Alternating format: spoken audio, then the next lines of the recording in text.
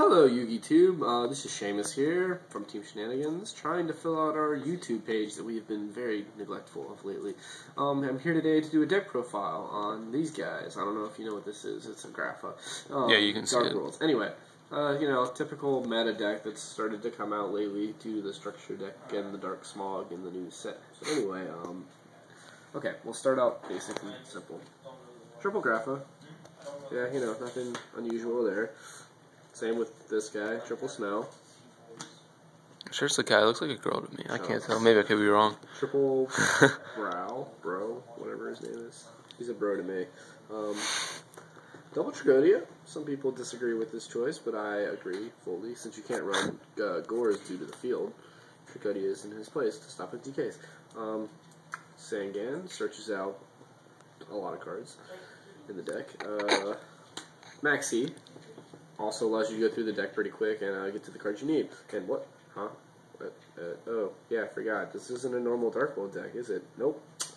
It contains Exodia. That's right. You got the legs mixed up. Shut up. It looked good at first. I was like, yes, yes. Aw. He's cross-legged. This is actually Exodia Dark Worlds, guys. Yep, that's right. Team Shenanigans is always full of random crap. Shenanigans. But that is the monster lineup. I believe 9, 11, 12, 18. Okay. Anyway, and the rest are all spells to get you through the deck as quick as possible. Now, the thing about this deck is, unlike a lot of the other Exodia decks, that its point is to beat your opponent on the first turn. This deck does have that capability. However, it is not a necessity due to this new card that came out, One Day of Peace. It allows both you and your opponent to draw one card, and no one may inflict battle damage or damage at all until your opponent's end phase. So it's basically a free turn. And there are 3 of these. 3 of this in the deck, obviously, for that reason. And this deck also has defense in the form of it's really easy to get Grapha onto the field. And he'll be at 3,000 with the field, and you have double Tragodia for defense as well. And you've always got cards in your hand with this deck. Exactly. So this deck can actually go on offense if you use an Exodia piece, but obviously the win condition is supposed to be Exodia. Anyway, Dark World Dealings, 3. You thin the deck very well with this. You use this and any of these 9 cards, and you can draw extra or search another one and keep the deck thinning going. Upstart Goblin at 3. Obvious reason, deck thin. 3 gates, the field spell, and then 1 terraforming to go with it. Because deck thin, and this card is one of the best in the deck. The only problem is it gets MST'd, but hey, stuff happens. 2 gateway to the Dark World.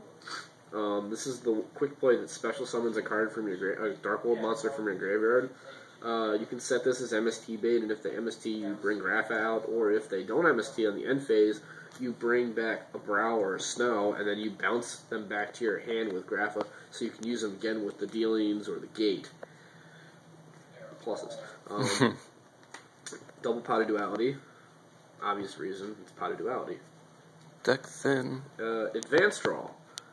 Me and my friend Robbie Starjo had been joking around for a while that we want to make this card usable in some way or another, and when Graphic came out, I didn't think about it at first, but as I was trying to build an Exodia deck, because I read One Day of Peace and I wanted to abuse it for some reason, I was going through my cards and found this bad boy. I was like, huh, Advanced Draw will work with Grapha. Grapha is very, very, very easy to special summon.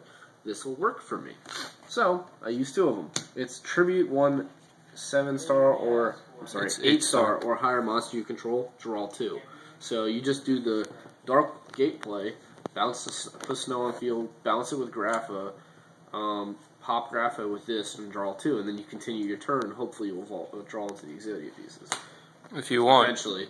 You don't want them all at once because then you have a clogged hand. Exodia pieces. If you want, you could also just swing with Grapha first just to do some damage, then Advanced Draw. Or you can use Tragodia's effect to target him to 8-star. Well, it's or higher. Yeah, so whatever. Anyway, you also have Trade-In. Try to get rid of the Grapha that you have in your hand quick.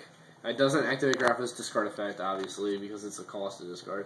But it still draws you 2 cards and gets you the Dark in the Grave, or the Fiend in the Grave, so you can actually use Gate, which is a problem you have early in the game. That's why I put Foolish Burial into the deck, Because if you draw early, you have a bunch of Dark Worlds, a gate, but no monsters in the graveyard. You need to foolish something so you can start your chain going.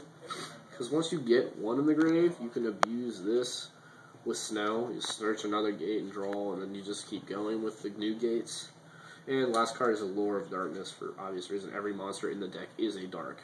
So, except for Maxi. Except for Maxi, I'm sorry.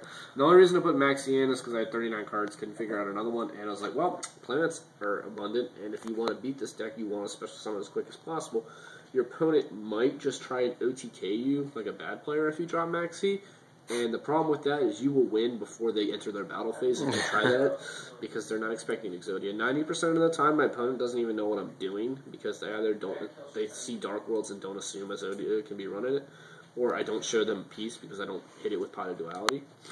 So they'll be playing me, and I'll be going through my whole deck, and they're just wondering when I'm going to start moving with the Dark Worlds on offense. And they'll try to OTK me off the Max C, and I'll just draw an Exodia and be like, I win. You don't even need to continue your battle phase. But anyway, yeah, that's how the deck works. And the thing is, about this deck, you can also side out of the Exodia engine into a normal Dark World build with the 15 cards. You would just side out the 5 pieces, probably the advanced draws, the 1 day of pieces, maybe some of the upstarts, and whatever else you wanted to side out. Maybe the Dark Worlds if it's a mirror match. Maybe. The dealings. Yeah, the dealings, maybe. It depends. And you side into, basically, you put some back row in, the Heavy Storms, MSTs, Monster Reborn, Dark Hole. Whatever. Bottomless Trap Hole, Warning, Judgment. And then you would put whatever you want to put in. You want Fable Ravens, you can put DLS, Effect Veiler, Thunder Kings, whatever you want to put in. Tour Guides. But anyway, yeah, Tour Guides if you have them. Side Tour Guide. Cards. I do. Shut up, son. But yeah, that's the deck, y'all. You're welcome to try it. It's mad fun. It is a very fun deck to play because it has 2 win conditions. It's not just the Exodia. You can actually beat people. I've actually beaten someone down. They first turned card destruction me, even though they knew I was playing Dark Worlds. I ended up with a hand of 9 and proceeded to beat them down with Grapha. He lost an arm because of card destruction. Yeah, he took an arm out of the first hand, so I abandoned the Exodia strategy and went straight to beatdown, and I won. But yeah, that's it. Thanks for watching. Peace.